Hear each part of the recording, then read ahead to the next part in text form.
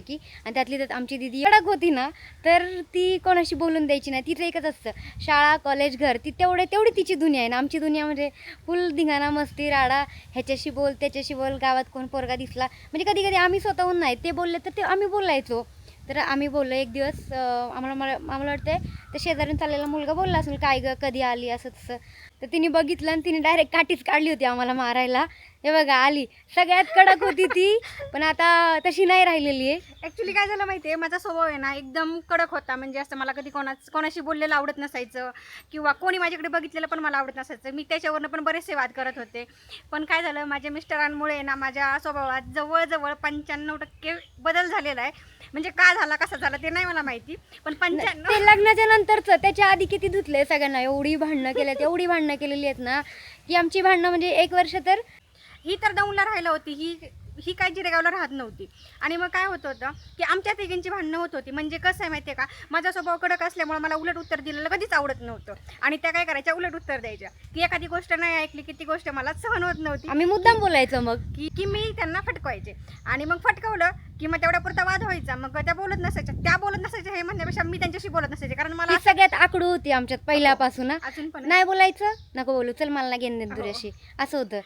आणि मग काय झालं, त्यांचं म्हणजे कसं माहिती आहे, लहान म्हणजे अगदी 4वी-5वीत असतील ह्या, तेव्हा पण पत्त्या खेळायच्या, कुठं इटी दांडू खेळ, कुठं ते काय कुया खेळ, हे असे खेळ यांचे असायचे. मी तर पत्त्यांच्या बाबतीत निवड येडी होते, मी लई पत्त्या खेळले. मला पहिल्यापासून म्हणजे मी असं, मला जसं समजतंय ना असं मी कधीच कोणत्याच गोष्टी खेळल्या नाही. कधी कॉलेजमध्ये, शाळेत, मैदानावरती पण कधी मैदानी खेळ नाही खेळले.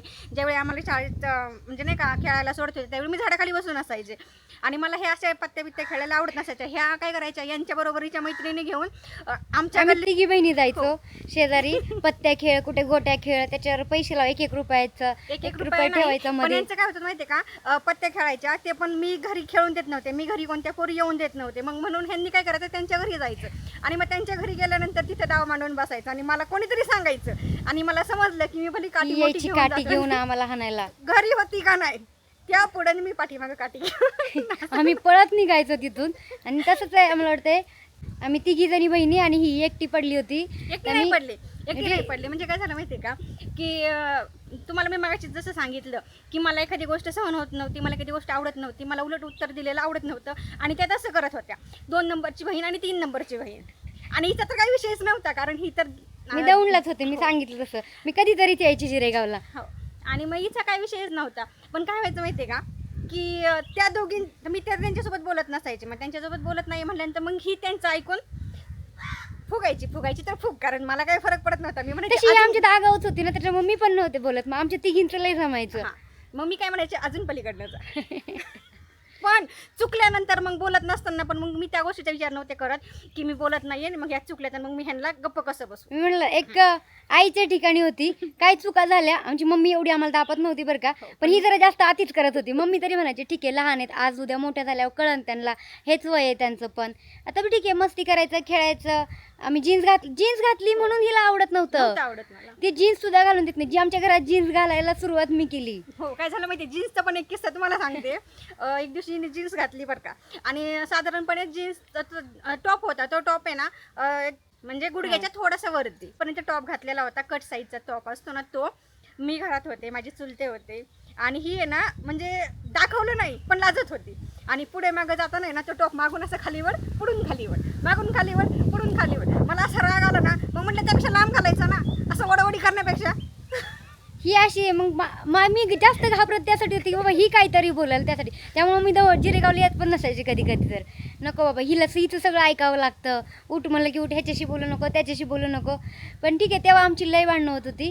नंतर लग्नाचा जेव्हा साखरपुडा झाला दीदीचा, त्या दीदीचा मोठ्या बहीण नाही, थोडंसं महिना एक महिना 2 महिने असं नव्हते बोलत. त्यानंतर परत बोलायच्या, कारण का त्यांना गरज असायची माझी की माझ्याकडे ब्लाऊज शिवायचा, ड्रेस शिवायचा, त्याच्यामुळे त्यांना बोलावंच लागत होतं. कधीतरी बोलायचं. नंतर आमचं काम झालं की चला दे सोडून. मी नाही, तेवढे वर्ष तर नाहीच बोललो आपण. नंतर लग्नाच्या साखरपुड्याच्या अगोदर परत बोलायला सुरुवात केली आम्ही. मग तेव्हापासून आम्ही नाही भांडलेलो अजून. आणि काय करायचं माहिती आहे का, तिघी जणी या तिघींचा ग्रुप होता. मी बोलत नाही म्हटल्यानंतर मग मी एकटी घरात असायचे ना. एकटी आणि पडायची मग ह्या ती. काय करायचं माहितीये का, आईस्क्रीमवाला आला की आईस्क्रीम घे, तिघींनीच खा, मला द्यायची नाही. मी मागत पण नव्हते, कारण मला पहिल्यापासून तसा किरकोळ किंवा बाहेरचं काय खाण्याचा नाद पहिल्यापासून नव्हता आणि आत्ता पण नाहीये.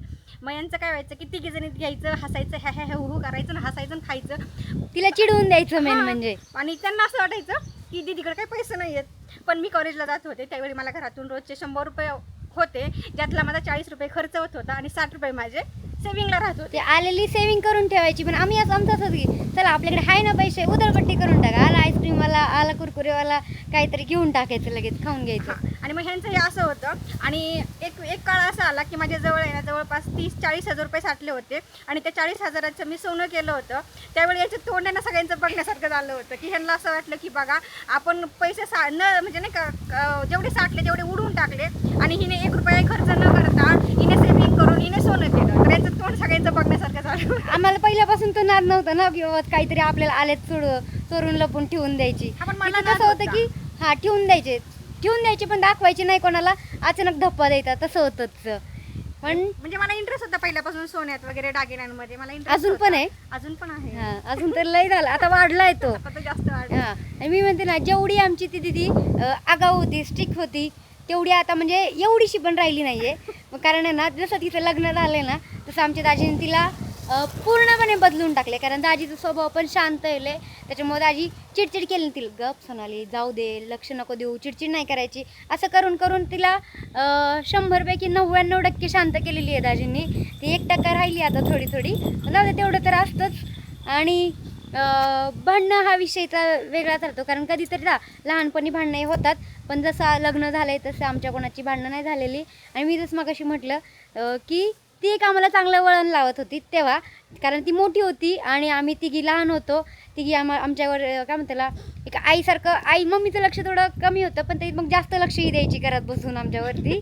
तसं पण चांगल्या गोष्टी शिकवल्यात तिने आणि त्यामुळंच कुठंतरी चांगले संस्कार म्हणजे आमच्या मम्मीनी पण चांगले संस्कार केलेत आणि आता पण चांगले संस्कार करून आम्ही चौघी पण चांगल्या ठिकाणी आहे असं म्हणायला हरकत नाही.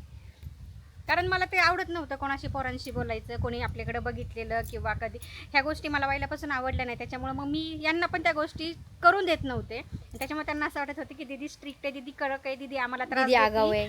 आगाऊ तर आहे मी, त्यात नो डाऊट. त्या गोष्टीचं मला अजिबात वाईट वाटत नाही की मी आगाव आहे. उलट मला कोणी आगाव म्हणलं ना की मला एक सर्टिफिकेट मिळाल्यासारखं वाटतं की बाबा मी आगाव बघा आहे. बघा, हो. कारण आपल्या कामाची ती पोचपावती असते ना. आगाव असणं हो. कारण बाई. मला माहिती आहे आगाव आहे पण चुकीचं नाही. ते आहे, हा. चुकीची नाहीये. आगाव थोडीशी आहे, आगाऊ म्हणलं आहे. तशी 1% राहिली अजून. ती कधी कमी होती काय माहिती. तर तुमच्या पण बहिणींचे कधी अशी भांडणं झालेले आहेत का की तुम्ही किती दिवस बोलले नाही, असं काही कमेंटमध्ये सांगा. तुमच्या बहिणींचे काही किस्से असतील तर. आणि जे तुम्हाला सगळ्यांना ऐकायचं होतं की तुम्ही किती बहिणी आहेत, जसं मी तुम्हाला सांगितलं आम्ही 4 जणी बहिणी आहेत. एक भाऊ आहे माझा छोटा, माझ्यापेक्षा लहान आहे तो. आणि 4घींचीही लग्न झालेली आहेत आणि भांडणं होत होते. आता आमची भांडणं नाही होत, कारण जसं लग्न झाल्यानंतर बहिणी लांब गेल्यावरती मग जास्त त्यांचं कौतुक वाटतं, पण प्रेम तसं आम्ही एवढं वाढतं. लांब नाहीये, कारण आम्ही दोघी इथं त्या दोघी तिथं जवळ त्याच्यामुळे लांब नाहीये असं म्हणता येत नाही. की कसं होतं की बहिणींचे लग्न झाल्यानंतर बहिणींची गाठी भेटी पडत नाही, कारण प्रत्येक वेळी एका बहिणीचं येणं एका वेळी असतं तर दुसरीचं दुसऱ्या वेळी असतं. आमचं आम्ही असं असतं, तू आली ना मी फोन करते, ठीक आहे. मी जर निघाले ना ती बोलते, मग घरचे बोलतात दीदीला पण घेऊन या. मग आम्ही दोघी जातो, ती निघाली तर ती मला घेऊन जाते आणि त्या दोघी तर तिथेच असतात. त्याच्यामुळे आम्ही चौघी एकत्र असतो. पण भांडण होत नाही, आता प्रेम वाढलंय उलट. आणि हिचं आणि माझं कधी भांडण झालंच नाही. म्हणजे कशी मी समजूतदार. हो, मग ही समजूतदार आहे.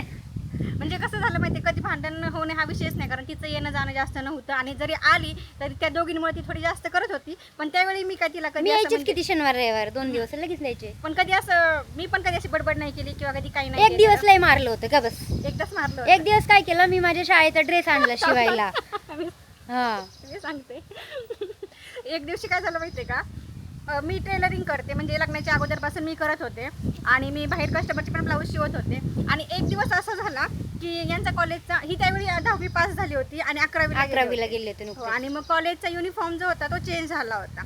आणि मग ती मला म्हटली तिथे माझा ड्रेस शिवायचा आहे. मग मी म्हटलं की त्यावेळी स्टँड कॉलरचा ड्रेस होता, आत्ता पण अजून पण आहे शाळेत, आणि तो स्टँड कॉलरचा ड्रेस शिवायचा म्हणजे मला थोडंसं वाईट वाटलं की बाबा मी कधी शिवलेलं नाही अजूनपर्यंत, पहिल्यांदा तिचं असं आहे, कुठलाही गोष्ट सांगा तुम्ही, ड्रेस गाऊन काय म्हणतात त्याला, पर्कल पोरकं काय जे काय असेल, फक्त दाखवलं ना ती आहे असं शिवते.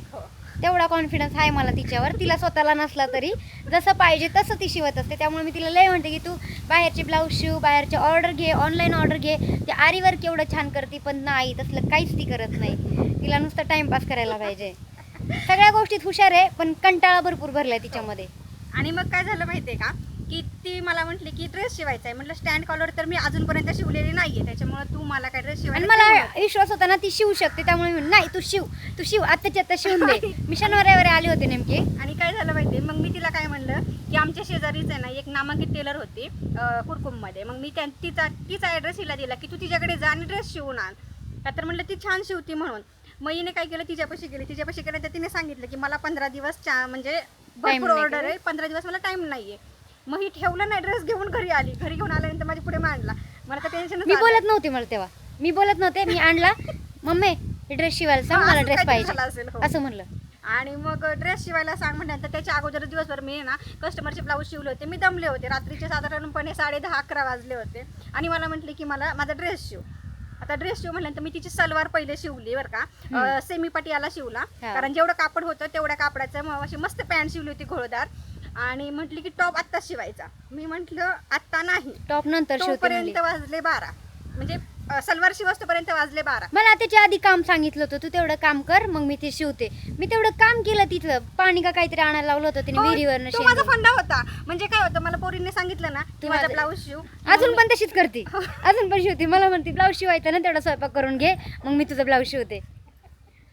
तुम्हाला माहितीये का, मला पोरीचं म्हटलंय ना की ड्रेस शिवायचा किंवा माझा ब्लाऊज शिव, मग मी त्यांना नाही म्हणायचं, शिवते पण नाही म्हणायचं. माझं मला काम भांडे कर. पडलेत, मला ते भांडे कर. पडले नाही, मला भांडे घासायचे, थांब जरा. मग ती पुढचा माणूस बरोबर म्हणतं मी भांडे घासते पण माझं शिवून दे. मग तेवढ्या वेळात गाडी आली आमच्या यांची.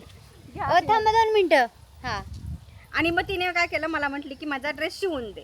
आता रात्रीचे 12 वाजलेत आणि मी दमले दिवसभर ब्लाऊज शिवून. त्यानंतर तेव्हा मला आहे ना मोटार पण नव्हती माझ्या मशीनला. आणि मला म्हटली की मला काय सांगू नको, आत्ता दे.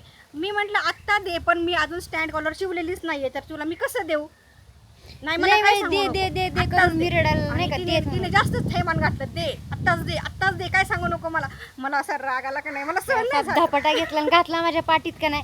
मग तर म्हणलं आत्ताच्या आत्ता पाहिजे, मार खाल्लाय ना आत्ताच्या आता ड्रेस शिवून पाहिजे. ते काय झालं माहिती, मी जोरात, मला राग आला, मी जोरात तिला फटका ठेवून दिला पाठीत. त्यानंतर मला वाईट पण वाटलं की मी पहिल्यांदा तिच्यावर हात उचलला होता. आणि मग तिने काय केलं, बाहेर गेली. बाहेर आमच्या एकतर मी कधी घरी येत नाही आणि तिने मला त्यात मारलं होतं. हा, ती बाहेर जाऊन बसली, एकटीच बसली रडत. मला असं वाटलं कुठे निघून गेली का काय. परत मी बघायला बाहेर गेले, ती एका ठिकाणी बसलेली होती. तिला बघून ठीक आहे, मी परत घरात आले. घरात आला तर तिने तिचं पोटभर रडून घेतलं. रडून झाल्यानंतर घरात आली. घरात आता मला मारले ना, आता मला ड्रेस शिवून द्यायचा. ड्रेस शिवून पाहिजे. आता मारले ना मला, आता शिवून द्यायचा. आणि तिने माझ्याकडनं शिवूनच घेतला. अशी होती ती. घेतला. मी पण हट्टीच होते बरं का पहिल्यापासून, पण मी एवढी पण हट्टी नव्हते येड्यावानी. नॉर्मल कुठेतरी मी हट्ट करत होते. तर मग तिने शेवटी माझा ड्रेस शिवून दिला. तर असे थोडेफार किस्से आहेत आमचे, भरपूर किस्से सांगायला गेलं तर कमी पडतील. पण त्यातले जे मोजके 2-3 किस्से होते, हसण्यासारखे होते, थोडेसे भांडणाचे होते, ते तुम्हाला सांगितलेत. आणि अशा आम्ही चौघी बहिणींचं बॉन्डिंग. तर हा व्हिडिओ मी इथे सेंड करते, भरपूर मोठा झाला आहे. व्हिडिओ कसा वाटला कमेंट करून नक्की सांगा. तुमच्या बहिणींचे गमती जमती त्या पण मला कमेंट करून सांगा. व्हिडिओ आवडला असेल तर लाईक करा, शेअर करा आणि आपल्या चॅनलला सबस्क्राईब करा.